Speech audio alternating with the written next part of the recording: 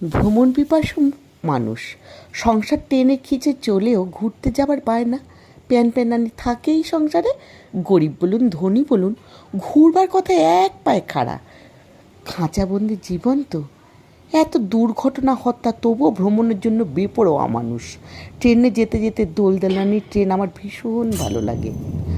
আমার ব্যাপার হলো, ওই যে ট্রেনে উঠলাম, শুয়ে পড়লাম, ঘুম আর ঘুম। সে কি নাক ডাক আমি জানি না, কিন্তু ওরা বলে আরে ওদের হিংসা, ওরা ট্রেনে ঘুমাতে পারে না, তাই ওই সব বলে। যদি ডেকে থাকি সে তো আমার নাক আমি ডাকছি, তোমাদের কি? ঘুমের মধ্যে শুনতে পাই গামছা দাদা গামছা, কেউ আবার বলছে চায় চায়, কেউ ডেকে বলছে আরে দাদা এখানে চা, আরে দুধ চা নেই, আরে এত পাতলা। নানান বচসা।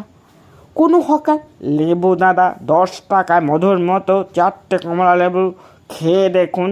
আবার কেউ মুড়ি মুড়ি ঝালমুড়ি লোকাল মুড়ি, খেয়ে দেখুন, দারুণ, খেলে বলুন।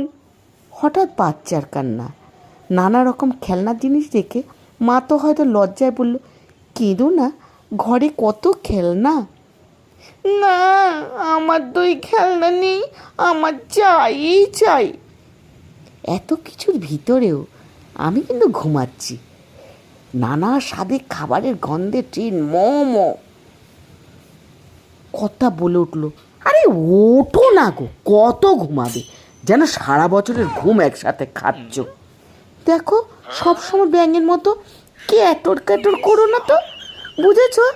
যখন স্টেশন আসবে বলো, আমি ঘুমাবো, উঠে যাব সময় মতো। চুপ করো তো।